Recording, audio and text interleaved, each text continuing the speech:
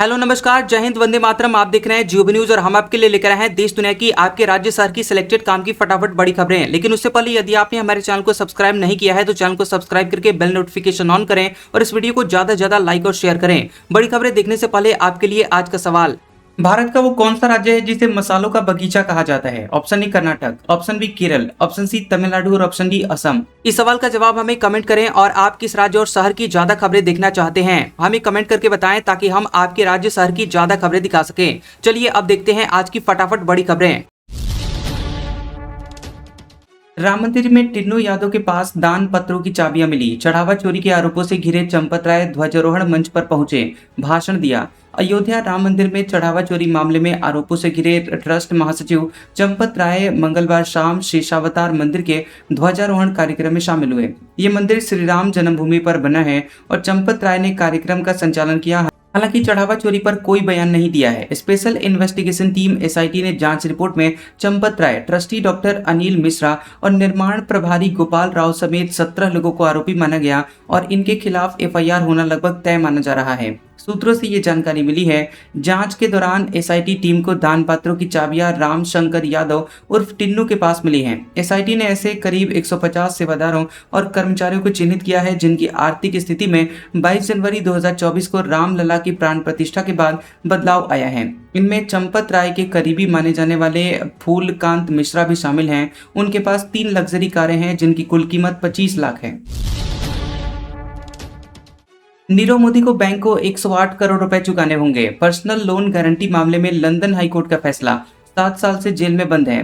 भगोड़े हीरा कारोबारी नीरव मोदी को बैंक ऑफ इंडिया को 1.15 करोड़ डॉलर यानी करीब 108 करोड़ रुपए चुकाने होंगे। लंदन के हाई कोर्ट ने दुबई की एक company fire star diamond FZE के लिए दी गई पर्सनल लोन गारंटी और उस पर लगे ब्याज से जुड़े हुए मामलों में ये फैसला सुनाया। नीरव बीते 7 सालों से जेल में बंद हैं और भारत प्रत्यर्पण के खिलाफ कानूनी लड़ाई लड़ रहा है। ये पूरा मामला नीरव मोदी से जुड़ी दुबई की company fire star diamond FZE को मिले लोन का है। बैंक नीरव मोदी ने बैंक ऑफ इंडिया के इस लोन के लिए पर्सनल गारंटी दी थी और बाद में उसने इस गारंटी को कानूनी रूप से अमान्य ठहराने की कोशिश की।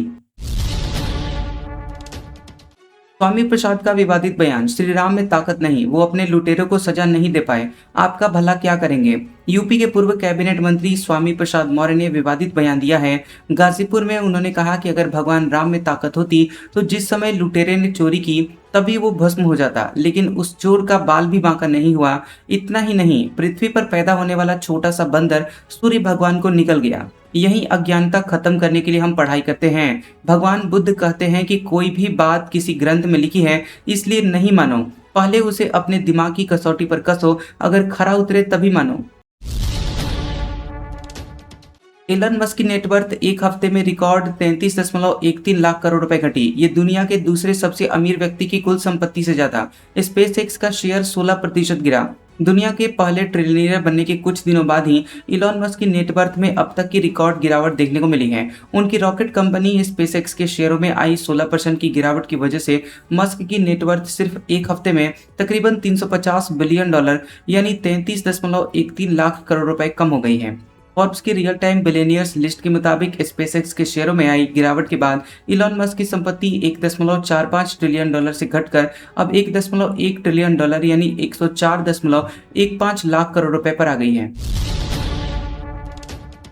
चांदी 5,448 रुपए सस्ती, 2 दिन में 16,000 गिरी। सोना 2,817 रुपए गिरकर 1,42,000 रुपए पर आया। इस महीने 14,285 रुपए सस्ता हो चुका है। सोने चांदी की कीमतों में 24 जून को गिरावट है। India Boolean and jewellers association IBJA के मुताबिक 1 किलो चांदी यहाँ 5,448 रुपए घटकर 2,22,000 रुपए पर आ गई है। वहीं चांदी 2 दिन में ही 16,000 रुपए सस्ती हो चुकी है।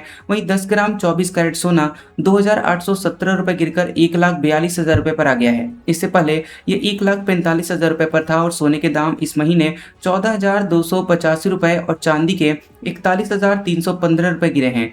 1 जून को सोना 1,56,000 प्रति 10 ग्राम और चांदी 2,63,000 रुपए प्रति किलो थी। सिंधु नदी का पानी न मिलने से पाकिस्तान परेशान। आर्मी चीफ भारत के खिलाफ जंग की साजिश रच रहे, एलओसी पर 35 ड्रोन यूनिट तैनात। पहलगाम आतंकवादी हमले के बाद भारत ने सिंधु नदी का पानी रोका है तो पाकिस्तान की परेशानियां बढ़ गई हैं। पाकिस्तान ने यह मसला अंतर्राष्ट्रीय कोर्ट में भी उठाया, लेकिन वहां पर कोई फैसला नहीं हुआ। इसके बाद अब रक्षा मंत्री ख्वाजा आसिफ भारत को जंग छेड़ने की धमकी दे रहे हैं। वहीं आर्मी चीफ आसिम मुनीर जंग की साजिश रचने में जुड़े हैं और नियंत्रण रेखा यानी एलओसी पर पाकिस्तानी सेना की 8 ब्रिगेड ने 35 एंटी ड्रोन यूनिट तैनात की है। पाकिस्तान ने एआई फेंसिंग भी की है और इसके तहत टारगेटिंग और सर्विलांस को तेज किया गया है। ट्रंप बोले, ईरान ने पहली बार अमेरिकी राष्ट्रपति को इज्जत दी। ईरान बोला, इस्लामाबाद समझौता अमेरिका की हार, हमने अपनी शर्तों पर डील की। बता दें कि अमेरिकी राष्ट्रपति डोनाल्ड ट्रंप ने सोशल मीडिया पर पोस्ट कर दावा किया कि कई दशकों में पहली बार ईरान अमेरिका और उसके राष्ट्रपति को इतनी तवज्जो दे रहा है। उन्होंने कहा कि ईरान उस समय कमजोर स्थिति में है और समझौते के लिए लगभग हर शर्त मानने को तैयार है। दूसरी ओर ईरान के संसद अध्यक्ष बाघिर गलीबाफ ने कहा कि अमेरिका के साथ हुआ इस्लामाबाद समझौता आखिरकार अमेरिका की हार बन चुका है। ट्रंप टैरिफ को लेकर कॉमर्स मिनिस्टर पर भड़के थे। कहा, भारत अमेरिकी सामान पर 175% टैरिफ लगाता है, तुम्हारे आंकड़े बकवास हैं। अमेरिकी राष्ट्रपति डोनाल्ड ट्रंप ने भारत और चीन पर लगने वाले टैरिफ को लेकर एक मीटिंग में अपने ही अधिकारियों पर भड़क गए थे। एक नई किताब के मुताबिक ट्रंप को लगता था कि भारत अमेरिकी सामानों पर सरकारी आंकड़ों से कहीं ज्यादा टैक्स यानी टैरिफ लगाता है। न्यूयॉर्क टाइम्स के पत्रकार मैगी हैबरमैन और जोनाथन स्वान की किताब regime change inside the imperial presidency of Donald Trump में दावा किया गया कि ट्रंप ने वाणिज्य मंत्री हार्वर्ड लुटनिक से कहा था उन्हें भारत और चीन के टैरिफ को लेकर सही जानकारी नहीं दी जा रही है। खamenei के अंतिम संस्कार के लिए पीएम मोदी को न्योता, 4 जुलाई से शुरू होंगे समारोह, 2 करोड़ लोग जनाजे में शामिल हो सकते हैं। ईरान के राष्ट्रपति मसूद पजेशकियान ने प्रधानमंत्री नरेंद्र मोदी को पूर्व सुप्रीम लीडर अयतुल्ला अली खामेनेई के राजकीय अंतिम संस्कार में शामिल होने का न्योता भेजा है। अयतुल्ला अली खामेनेई की 28 फरवरी को इजराइल अमेरिका के हमले में जान गई थी और इसके बाद 4 मार्च को उनका अंतिम संस्कार होना था, लेकिन जंग की वजह से इसे टाल दिया गया था। इसकी शुरुआत अब 4 जुलाई से होगी और उनके शव को तेहरान के ग्रैंड मुसल्ला परिसर में अंतिम दर्शन के लिए रखा जाएगा और इसके लिए 9 जुलाई को मशहद स्थित इमाम रजा दरगाह में दफन किया जाएगा। पीके बोले, बिहार संविधान से चलेगा, सम्राट से नहीं। भरत तिवारी एनकाउंटर के विरोध में महापंचायत, 5000 लोग जुटे। बोले, श्राद्ध कर्म के बाद विधानसभा का घेराव करेंगे। भोजपुर के भरत भूषण तिवारी एनकाउंटर के विरोध में बिलौटी गांव में महापंचायत हुई है, जिसमें जन स्वराज के संस्थापक प्रशांत किशोर भी शामिल हुए और इससे पहले प्रशांत किशोर ने भरत के परिवार से मुलाकात की और न्याय दिलाने का भरोसा दिलाया। पीके ने कहा कि जांच में गृह मंत्री की भूमिका की जांच होगी और एसटीएफ के अधिकारी की जांच होगी जिसने पटना से मारने का आदेश दिया है। क्या मजिस्ट्रेट पर जांच होगी जिसने गोली चलाने के आदेश पर साइन किया है। ये बिहार के लोगों का राज है। कांग्रेस बोली, सरकार के संरक्षण में हुआ उज्जैन जमीन खरीद घोटाला, बीजेपी और संघ की मिलीभगत। बीजेपी का जवाब, ये राज्यसभा चुनाव हारने की हताशा। कांग्रेस ने आरोप लगाया कि मध्य प्रदेश सरकार के संरक्षण में उज्जैन में जमीन खरीद घोटाले को अंजाम दिया गया। कांग्रेस मीडिया विभाग के चेयरमैन पवन खेड़ा और पार्टी के मध्य प्रदेश अध्यक्ष जीतू पटवारी ने दिल्ली में प्रेस कॉन्फ्रेंस में ये बातें कही हैं। कांग्रेस नेताओं ने कहा कि इस मुद्दे पर बीजेपी का शीर्ष नेतृत्व चुप्पी साधे हुए है और इससे साफ है कि उनकी और राष्ट्रीय स्वयंसेवक संघ की मिलीभगत है। इस पूरे मामले की जांच सुप्रीम कोर्ट के मौजूदा जज से करानी चाहिए।